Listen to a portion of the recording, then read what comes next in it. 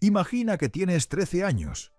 Nunca has elegido nada en tu vida, ni dónde vives, ni con quién te casas, ni lo que le ocurre a tu cuerpo. Los hombres que te rodean han tomado esas decisiones desde antes de que pudieras hablar. Y ahora estás en un frío castillo en Gales. Es enero. Tu marido ha muerto. Una guerra rage fuera de los muros. Y estás de parto. Tienes 13 años y estás a punto de dar a luz a un hijo que tu cuerpo nunca debió cargar. La partera lo sabe. Probablemente tú también lo sabes.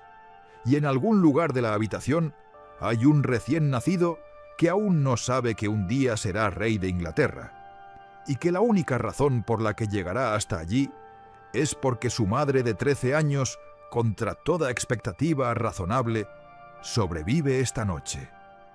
Esto no es un cuento de hadas, ocurrió de verdad. Su nombre era Margaret Beaufort, y lo que hizo a continuación, a lo largo de los 50 años siguientes, desde aquella habitación en el castillo de Pembroke hasta la sala del trono de la Inglaterra Tudor, es una de las historias más extraordinarias en la historia de la monarquía británica. Sobrevivió a 4 maridos, a una guerra civil, a un hijo que le arrebataron en la infancia, a 20 años de exilio y a un embarazo a los 13 años que casi la mató. Y luego puso a su hijo en el trono de Inglaterra. Inglaterra, 1443. La niña fue bautizada como Margaret. Nació en una de las familias más poderosas del reino. Su padre, John Beaufort, era el primer duque de Somerset. Su bisabuelo era John de Gaunt, hijo del rey Eduardo III, lo que significaba que sangre real corría por sus venas de una manera que era tanto un privilegio extraordinario como, según descubriría a lo largo de toda su vida, un peligro extraordinario. La sangre real en la Inglaterra del siglo XV no era un regalo, era un blanco. Su padre murió cuando ella tenía 2 años. Había liderado una campaña militar catastrófica en Francia. Un desastre tan absoluto y tan humillante que los contemporáneos creyeron que murió de vergüenza, aunque el registro oficial dice que fue por enfermedad. Dejó tras de sí a una joven viuda, a una hija de 2 años y a un patrimonio que los hombres poderosos comenzaron a intentar controlar de inmediato. Margaret creció comprendiendo, desde una edad en que la mayoría de los niños aún aprenden a leer, que ella no era una persona en el sentido en que las personas ordinarias lo son. Era una propiedad. Era un nombre, un linaje, un activo legal que debía ser administrado y desplegado por quien ostentara su tutela. Su tutela fue concedida al duque de Suffolk, uno de los magnates más poderosos de Inglaterra, y el interés principal del duque de Suffolk en Margaret no era su bienestar. Eran sus tierras, sus rentas y su eventual matrimonio, que entregaría todo aquello a quien resultara ser su marido. Era una niña en un mundo que no tenía ningún interés particular en los niños. También tenía una mente que el mundo no esperaba. La Inglaterra en la que nació Margaret era un reino que se consumía a sí mismo. El rey Enrique VI ocupaba el trono, un hombre apacible, piadoso y profundamente inadecuado para su cargo, que había heredado la corona más disputada de Europa y no tenía ni el temperamento ni la capacidad para sostenerla. Sufría lo que hoy reconoceríamos como episodios de depresión catatónica, durante los cuales era completamente inalcanzable, sentado inmóvil e inaccesible durante meses enteros, mientras el reino se fracturaba a su alrededor. Su esposa, la formidable Margarita de Anjou, intentaba gobernar en su nombre, lo que le daba a sus enemigos un objetivo y a sus aliados motivos para dudar de él. La nobleza, enriquecida y envalentonada por décadas de guerra en Francia y sus botines, se estaba convirtiendo en algo cercano a poderes independientes. Mantenía ejércitos privados, resolvía disputas mediante la violencia y construía facciones que competían con la corona por la lealtad de los súbditos. Esto era la Guerra de las Dos Rosas, aunque nadie la llamaba así entonces. Era simplemente Inglaterra. Inglaterra en su momento más feroz, más precario, más dispuesta a destruir sus propias instituciones en busca de ventaja. La casa de Lancaster, descendiente de John de Gaunt, ocupaba el trono. La casa de York, descendiente de otra rama de la familia de Eduardo III, lo quería. Entre ambas se extendía una generación de alianzas cambiantes, promesas rotas, reversiones en el campo de batalla y confiscaciones. El mecanismo legal mediante el cual el bando ganador se apropiaba de las tierras y títulos del bando perdedor, convirtiendo al noble de ayer en el traidor de hoy con un trazo de pluma. Margaret Beaufort era lancasteriana de sangre. Su bisabuelo, John de Gaunt, era el fundamento de la reivindicación lancasteriana. Eso significaba que era valiosa para la casa de Lancaster mientras Lancaster ganaba, y peligrosa para la casa de York mientras York ascendía. Durante 60 años navegó por esto con una precisión que dejó levemente atónitos a todos los que la subestimaron. Pero en 1450, cuando Margaret tenía 7 años, no navegaba nada. Era una niña, y el duque de Suffolk, su tutor, estaba haciendo planes para ella. La primera vez que la cuestión del matrimonio de Margaret se volvió urgente, ella aún no había cumplido 8 años. Suffolk quería casarla con su propio hijo, John de la Pole. Esto entregaría sus tierras y rentas directamente a la familia Suffolk y crearía una conexión con la sangre real que los Suffolk ansiaban. Obtuvo la tutela, hizo los arreglos, y en 1450 el matrimonio se celebró. O algo que pasó por matrimonio. Una ceremonia que involucraba a una niña de 7 años que no tenía voz en el asunto, y probablemente ninguna comprensión de lo que se le estaba haciendo. Luego, Suffolk fue asesinado. Había sido sometido a juicio político por el Parlamento, arrestado y enviado al exilio. Y en el barco que cruzaba el canal, sus propios hombres lo decapitaron con una espada oxidada en lo que parece haber sido un asesinato político organizado. Margaret era ahora viuda a los 7 años, o quizás no viuda, ya que el matrimonio pudo haber sido anulado por razón de su edad, y su tutela pasó a la corona. Enrique VI, en uno de sus momentos de mayor lucidez, transfirió su tutela a sus hermanastros, Edmund y Jasper Tudor. Fue una decisión lancasteriana, una manera de mantener a Margaret y sus tierras dentro de la órbita real. Edmund Tudor tenía 24 años. Era hermanastro del rey, hijo de Catalina de Valois y de su clérigo galés de la guardarropa Owen Tudor, lo que lo vinculaba con la realeza sin ser exactamente realeza. Una posición complicada que Edmund navegaba con la ambición de quien comprendía que la proximidad al poder era en sí misma una forma de poder. Se le concedió la tutela de Margaret y la aprovechó de inmediato. En 1455, cuando Margaret tenía 12 años, Edmund Tudor se casó con ella. Ella tenía 12 años. Él tenía 24. Era legal. Era habitual.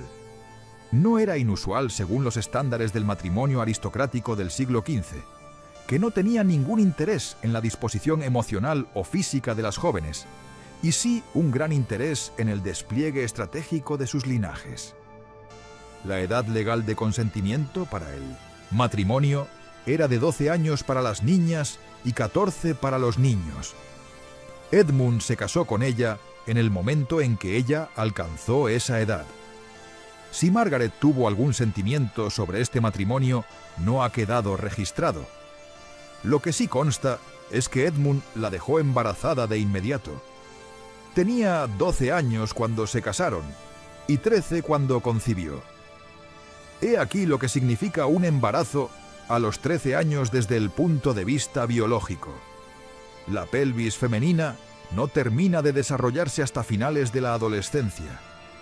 A los 13 años, la pelvis sigue siendo la pelvis de una niña, estrecha, incompletamente formada, todavía incapaz de acomodar con seguridad un parto a término. La mortalidad materna en el parto ya era un riesgo grave para las mujeres adultas en el siglo XV. Para una niña de 13 años, era algo más cercano a una casi certeza de daño grave y una probabilidad significativa de muerte. Edmund Tudor o bien no lo sabía, o bien no le importaba, o bien lo entendía y procedió de todas formas, porque el valor de Margaret como activo político dependía de que produjera un heredero, y producir un heredero requería el embarazo, y él era un hombre de su tiempo que no organizaba sus decisiones en torno al bienestar de una niña de 12 años. Él murió antes de que naciera el bebé. Edmund Tudor murió de peste en noviembre de 1456, mientras estaba prisionero en el castillo de Carmarthen a manos de fuerzas yorkistas. Tenía 26 años. Llevaba casado con Margaret aproximadamente un año. Ella tenía 13 años.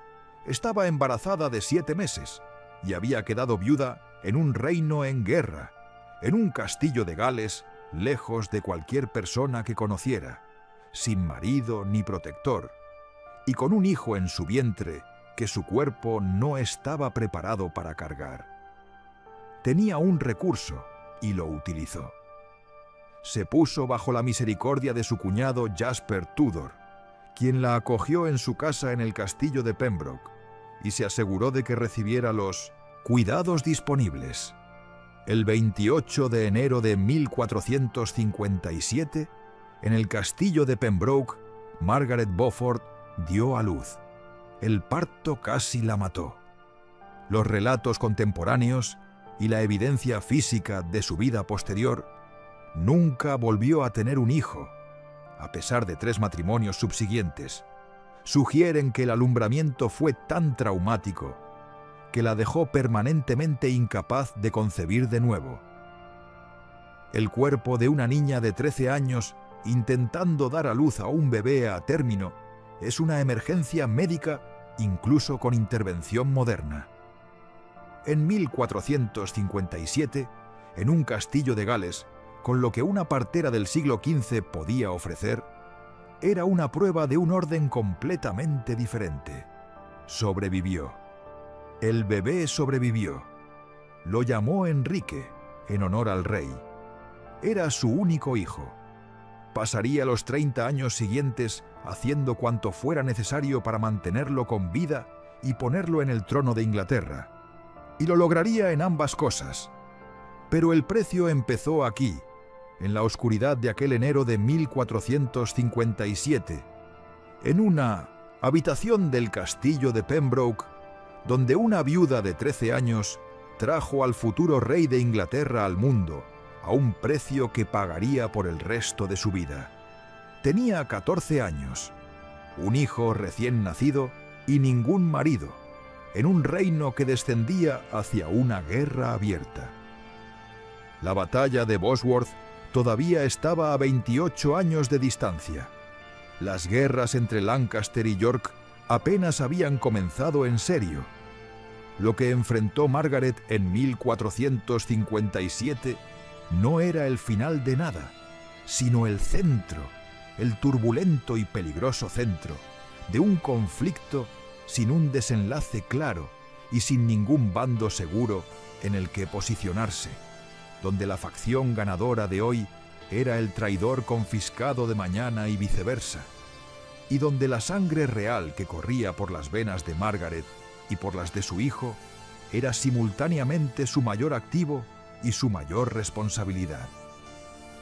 Necesitaba un marido, no por amor, el amor no era la lógica operativa del mundo de Margaret Beaufort, o al menos no principalmente, sino por protección.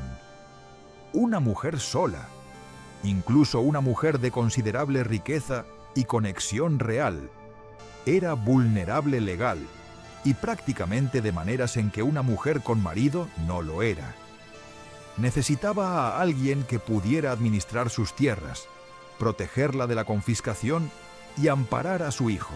Se casó con Henry Stafford en 1458.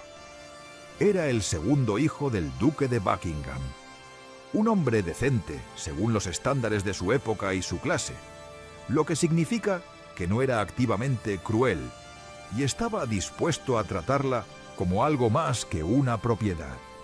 Su matrimonio duró 16 años. Por las pruebas disponibles, fue genuinamente afectuoso. Parece que se apreciaban mutuamente, o al menos que encontraron el uno en el otro una alianza fiable, que funcionaba como algo parecido a la amistad. Pero el matrimonio complicó su ya complicada política. Los Stafford no eran incondicionalmente lancasterianos. Henry Stafford terminaría combatiendo en la batalla de Barnet en 1471 del lado yorkista, lo que significaba luchar contra las fuerzas cuya victoria habría restaurado las perspectivas de su hijo. Este es uno de los momentos más extraños de la historia de Margaret, que su marido combatiera en contra de la causa de su hijo. Dice algo sobre la imposibilidad del terreno que estaba navegando, una mujer de lealtad lancasteriana absoluta, casada con un hombre cuyas fidelidades eran más flexibles, haciendo lo posible por conservar a ambos. Henry Stafford murió en 1471, a causa de las heridas recibidas en Barnet. Para entonces, la situación de Margaret se había vuelto considerablemente más desesperada. La batalla de Barnet y la batalla de Tewkesbury, ambas libradas en 1471, habían destruido la causa lancasteriana en Inglaterra. Enrique VI estaba muerto, asesinado en la Torre de Londres, casi con certeza por orden de Eduardo IV, aunque la versión oficial decía que murió de pena. Eduardo de Westminster, el hijo de Enrique VI y heredero lancasteriano, fue muerto en Tewkesbury. La línea lancasteriana directa quedó extinguida, lo que significaba que el hijo de Margaret, Enrique, a través de su descendencia de John de Gaunt por la línea Beaufort, era ahora uno de los aspirantes lancasterianos más sólidos al trono de Inglaterra. Eso era extraordinariamente peligroso. Eduardo IV ocupaba el trono y había consolidado su posición con una implacabilidad que había eliminado a todo rival lancasteriano serio. Henry Tudor tenía 14 años, vivía en Gales bajo la protección de Jasper Tudor, y su sangre real, la sangre que lo hacía potencialmente el lancasteriano más importante con vida, era también lo que convertía a Eduardo IV en la persona que más necesitaba neutralizarlo. Jasper Tudor lo comprendió. Tomó a Henry y huyó de Gales con la intención de ir a Francia. Una tormenta los desvió de su rumbo y desembarcaron en Bretaña, en la corte del duque Francisco II. Francisco los recibió como huéspedes. Allí permanecerían en cómodo cautiverio durante los 14 años siguientes. Margaret Beaufort vio a su único hijo zarpar de Inglaterra cuando él tenía 14 años. No volvería a verlo durante 14 años. Pasaría esos 14 años ingeniando su regreso desde una posición de impotencia casi total, utilizando todas las herramientas a su disposición: sus matrimonios, sus conexiones, su inteligencia, su disposición a asumir riesgos que la mayoría de las personas en su situación habrían considerado suicidas.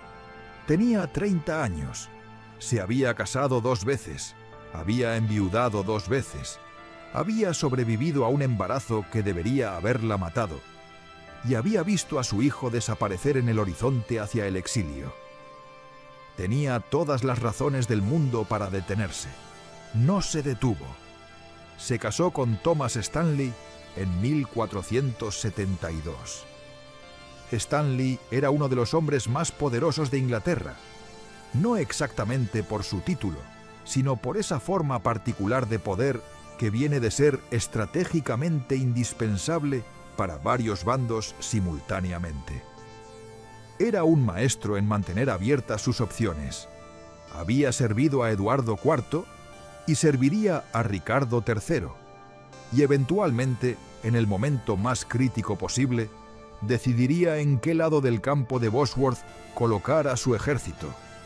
Y esa decisión determinaría quién se convertiría en rey de Inglaterra. Margaret sabía lo que hacía cuando se casó con él. No estaba enamorada de Thomas Stanley. Estaba construyendo una fortaleza. El matrimonio con Stanley le proporcionó protección, ingresos y acceso a una de las redes políticas más poderosas de Inglaterra. A cambio, ella aportaba su conexión real, su legitimidad lancasteriana y el tipo de inteligencia política que Stanley era lo bastante astuto para valorar. Funcionaban más como aliados que como marido y mujer, lo cual era, dadas las circunstancias, exactamente lo que ambos necesitaban. Utilizó la cobertura que Stanley le proporcionaba para hacer algo que requirió un valor extraordinario. Comenzó a trabajar por el regreso de su hijo. Enrique estaba en Bretaña. Eduardo IV estaba en Inglaterra. La distancia entre esos dos hechos era el proyecto entero de Margaret. Enviaba mensajes a Enrique por canales que le habrían costado la vida si hubieran sido interceptados. Negociaba con posibles aliados.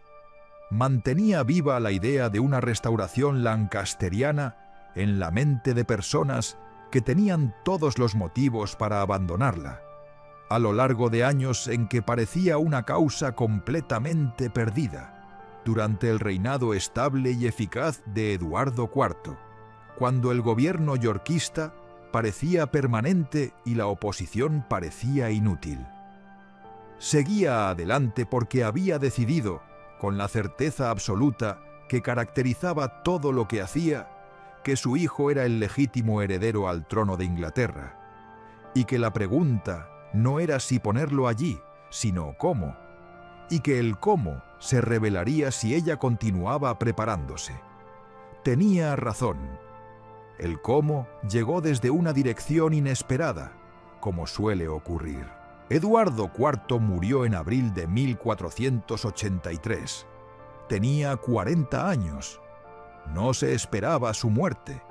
Su fallecimiento destrozó el orden yorquista que había pasado 2 décadas construyendo, porque su heredero Eduardo V tenía 12 años, y los reyes de 12 años en la Inglaterra del siglo XV eran una invitación al tipo de crisis política para la que Margaret Beaufort llevaba años preparándose.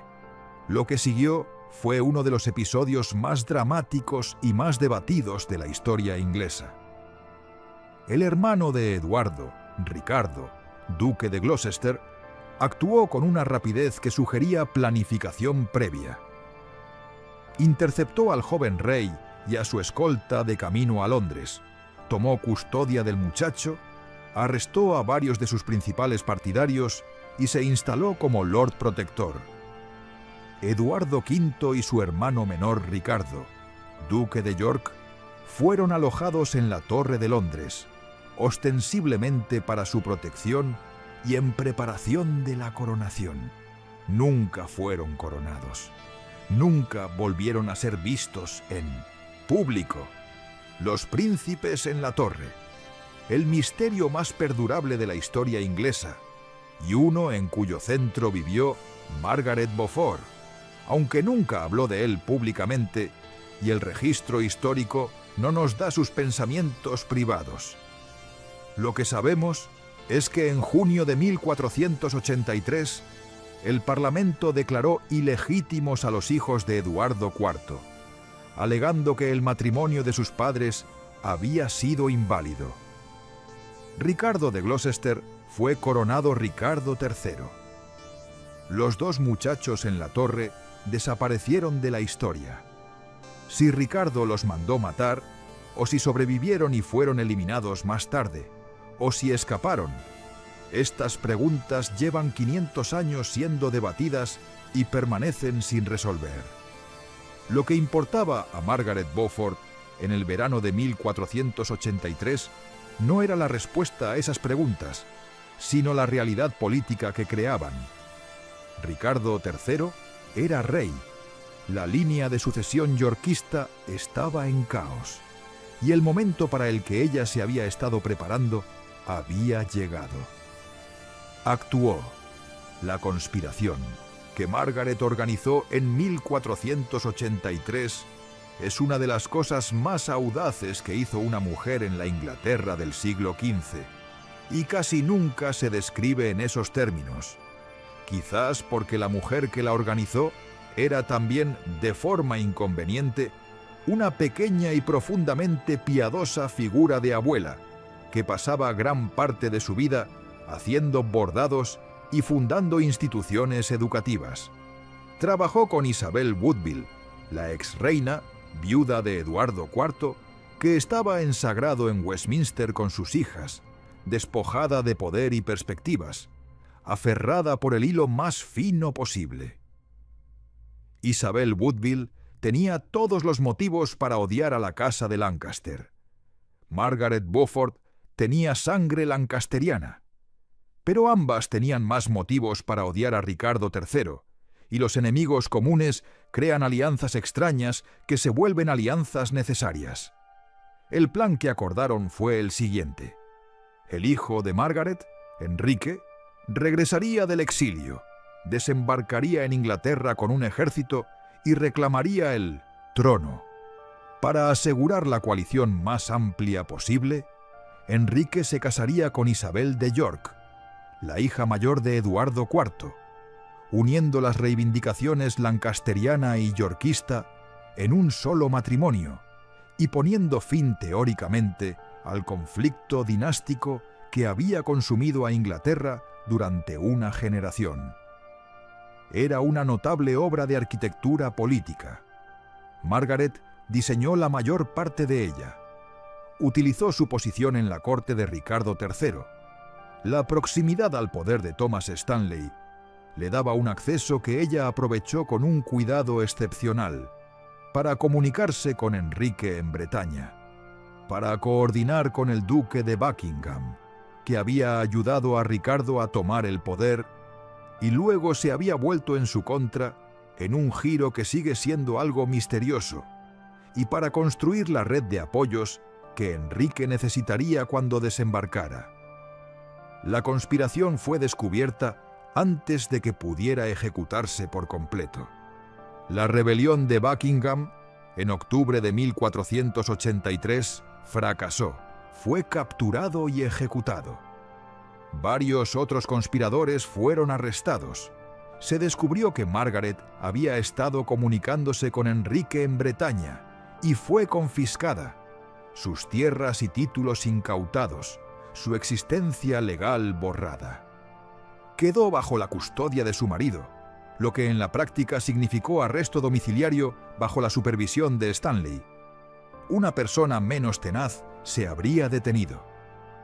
Margaret continuó. Siguió comunicándose con Enrique. Siguió trabajando sus redes. Siguió planeando. Durante 2 años más, en un periodo en que estaba legalmente sin propiedad, sin título, sin ningún poder formal en absoluto, mantuvo vivo el proyecto. Ricardo III no era un hombre estúpido, lo que lo hacía un adversario peligroso. Consolidó su posición, recompensó a sus partidarios e intentó construir la legitimidad que necesitaba para sobrevivir. Era también un hombre que gobernaba un reino que había desarrollado el hábito del cambio de régimen violento, periódico, y cada noble de Inglaterra hacía el mismo cálculo que los nobles habían estado haciendo durante 30 años. ¿Qué bando va a ganar y cómo me sitúo en él? Thomas Stanley hacía ese cálculo con más cuidado que nadie. Era el Lord Grand Condestable de Ricardo III, uno de los hombres de mayor confianza del reino, mientras que al mismo tiempo era el marido de la mujer que conspiraba para derrocar a Ricardo III.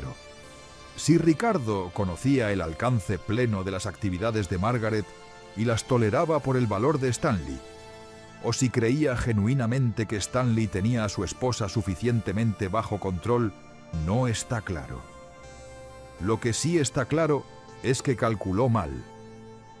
En agosto de 1485, Henry Tudor desembarcó en Gales con un pequeño ejército francés y el apoyo de los hidalgos galeses que recordaban a su padre Jasper y su herencia galesa, y estaban dispuestos a marchar bajo el dragón rojo de Cadwaladr que él enarbolaba como estandarte. Marchó a través de Gales y hacia Inglaterra. Hombres se le unían a medida que avanzaba, no en grandes cantidades, pero de forma constante, como se unen los hombres a una causa cuando empiezan a creer que puede triunfar. Ricardo reunió sus fuerzas y se movió al encuentro. Se encontraron en el campo de Bosworth el 22 de agosto de 1485. La batalla duró aproximadamente 2 horas, lo cual es breve para una batalla que cambió el curso de la historia. Lo que determinó el resultado no fue el choque de los soldados franceses de Enrique contra la fuerza mayor de Ricardo, sino la decisión tomada por Thomas Stanley y su hermano William Stanley, quienes habían posicionado su considerable ejército al margen del campo de batalla sin comprometerse aún con ninguno de los bandos.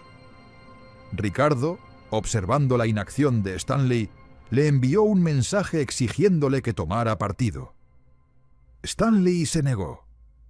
Ricardo, comprendiendo lo que estaba a punto de suceder, hizo algo sobre lo que los historiadores han debatido desde entonces. Cargó personalmente en dirección a Enrique, aparentemente decidiendo que matar a Enrique él mismo valía el riesgo, que un golpe directo a la persona del pretendiente era la única manera de ganar una batalla que los Stanley estaban a punto de decidir. Fue muerto en la carga. Si fue derribado del caballo y rodeado, si alguien lo reconoció y lo atacó específicamente, si el famoso grito de un caballo, mi reino por un caballo, es algo más que invención teatral. Los detalles son disputados. El resultado, no. Ricardo III murió en el campo de Bosworth. Su corona, que había rodado bajo un arbusto de espino, fue recogida y colocada sobre la cabeza de Enrique. Stanley había observado. En el momento decisivo, sus fuerzas se unieron a las de Enrique. La batalla estaba ganada. Margaret Beaufort había puesto a su hijo en el trono de Inglaterra. Estaba allí cuando él llegó a Londres. No lo había visto en 14 años. Enrique tenía 28 años. Había pasado más de la mitad de su vida en el exilio, moviéndose entre las cortes bretona y francesa, dependiente de la buena voluntad de príncipes extranjeros, mantenido con vida por la protección de su tío Jasper y el incansable trabajo de su madre desde Inglaterra. Era cauto, reservado, poco dado a las demostraciones de emoción o espontaneidad, cualidades que el exilio desarrolla en quienes han aprendido que la confianza es cara y la confianza prematura es fatal. Margaret, de 42 años, había pasado esos 14 años siendo confiscada y despojada de sus tierras y puesta bajo arresto domiciliario y organizando conspiraciones desde una posición de inexistencia legal, y de todas formas le había entregado la corona. Los relatos contemporáneos la describen llorando cuando Enrique entró en Londres, llorando de alegría, pero también sugieren los relatos con algo más complicado que la alegría. el alivio de alguien que ha sostenido una tensión durante tanto tiempo que su liberación es casi indistinguible del dolor. Enrique fue coronado. Enrique VII el 30 de octubre de 1485. Era el primer rey Tudor. Sería el último de la reivindicación lancasteriana, el inicio de una dinastía que transformaría Inglaterra, y el hijo que le habían arrebatado a Margaret antes de que pudiera caminar y que le fue devuelto como rey. Ella firmó su nombre, a partir de ese momento, como Margaret R. ¿Margaret Regina? ¿Margarita la reina? No era la reina. La esposa de Enrique, Isabel de York, era la reina. Pero Margaret utilizó el título, y nadie se lo contradijo, porque todos comprendían lo que significaba. Ella lo había hecho. La R era suya. Lo que siguió no fue un retiro tranquilo. Margaret había pasado 40 años en modo de supervivencia y no sabía cómo detenerse.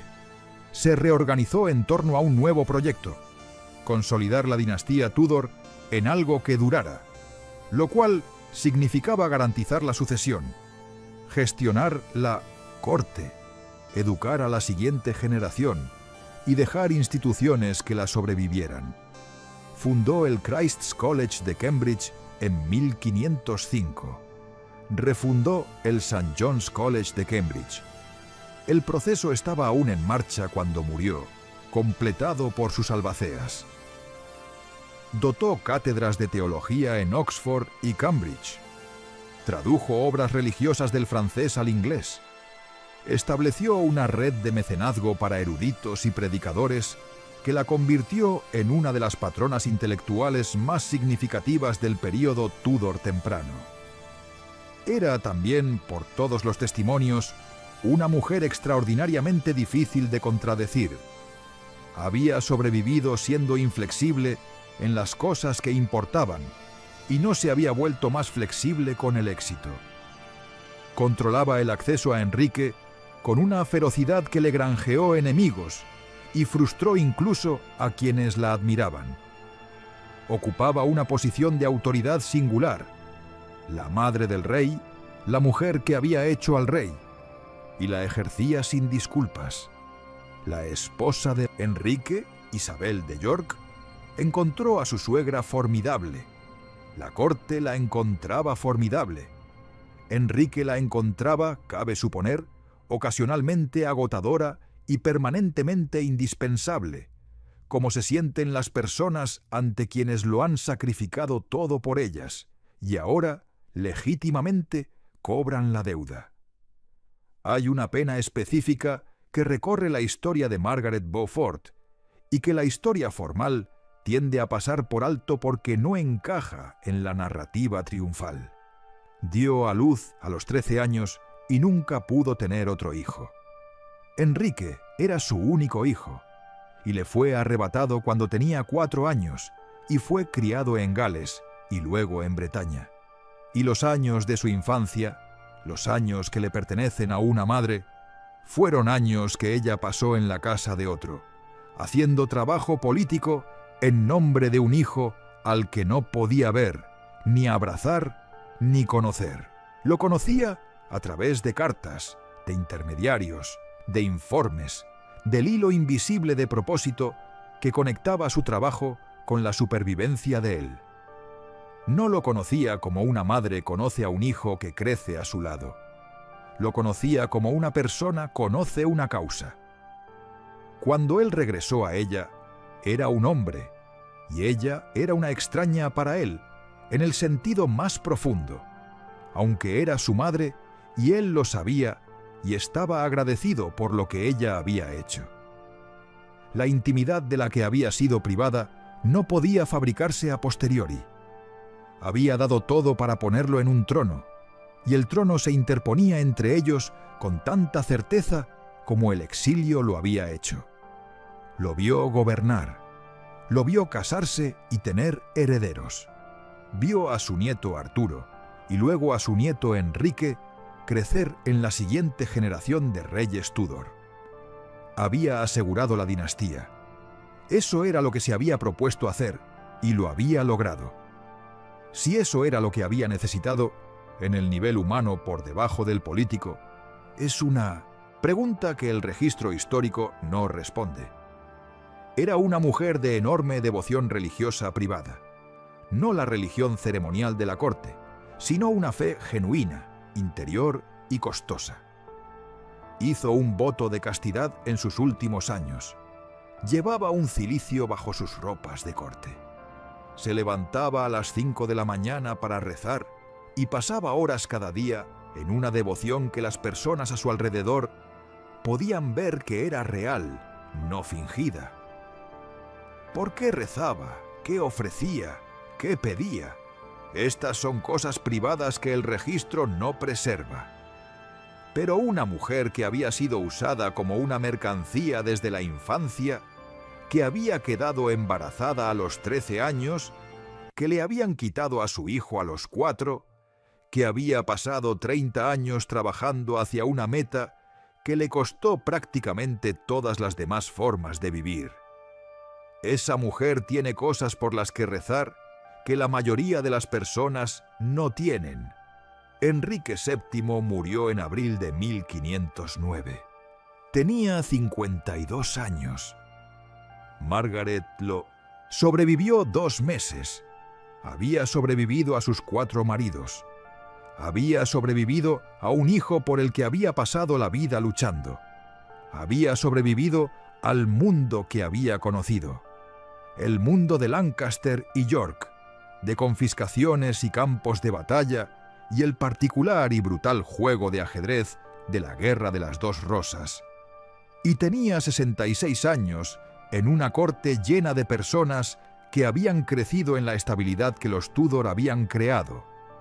Personas para quienes la violencia y precariedad de su vida temprana eran algo entre leyenda e historia lejana. Murió el 29 de junio de 1509, 5 semanas después de asistir a la coronación de su nieto Enrique VIII. Había visto la dinastía asegurada más allá de su hijo, hasta la siguiente generación. Había hecho lo que se había propuesto hacer, y algo más. Fue enterrada en la capilla de Enrique VII en la abadía de Westminster, donde su efigie sepulcral la muestra exactamente como aparece en los retratos. Pequeña, serena, de mirada aguda incluso en mármol, con la expresión de una mujer que ha tomado una decisión y no va a cambiar de opinión. He aquí lo que un nacimiento a los 13 años no puede saber. No puede saber que el bebé que casi mató al llegar en el cuerpo equivocado, en el momento equivocado, se convertirá en el fundamento de una dinastía. No puede saber que la madre que yace en las secuelas de aquel parto en un castillo de Gales, con 13 años, viuda y sola, pasará los 50 años siguientes, moviendo cielo y tierra, para colocar a ese bebé en el trono de Inglaterra. Es tan solo una niña en una habitación, sobreviviendo. Pero la supervivencia fue lo que Margaret Beaufort hizo mejor que casi nadie en la historia de Inglaterra. No la supervivencia de quedarse quieta y agachar la cabeza, sino la supervivencia de seguir actuando, planificando, organizando, alcanzando, en condiciones que habrían justificado rendirse. Cada vez que el suelo se derrumbaba bajo ella, su padre, muerto cuando tenía 2 años, su tutela cedida a otros, casada a los 12, viuda a los 13, su hijo exiliado a los 14, confiscada y despojada de todo en sus 40, reconstruía desde lo que quedaba. Fue usada como herramienta por casi todos los hombres poderosos de su vida. Los sobrevivió a todos, y al final era la persona más poderosa de Inglaterra, y había llegado allí no solo por suerte o por nacimiento, sino por la aplicación incansable, específica y tenaz de inteligencia y voluntad a un único propósito que había elegido y nunca abandonó. Su hijo se convirtió en Enrique VII, Su nieto se convirtió en Enrique VIII. Su bisnieta se convirtió en María I. Su tataranieta se convirtió en Isabel I, la mujer que es todavía, más de 400 años después, el nombre en que la mayoría de la gente piensa cuando imagina a la monarquía inglesa en su momento más formidable. Todo pasa por Margaret. Todo pasa por una niña de 13 años en una habitación del castillo de Pembroke en enero de 1457, haciendo lo imposible y sobreviviéndolo, y decidiendo, en el aftermath de aquello, que sobrevivir no bastaba, que haría algo con lo que le habían hecho.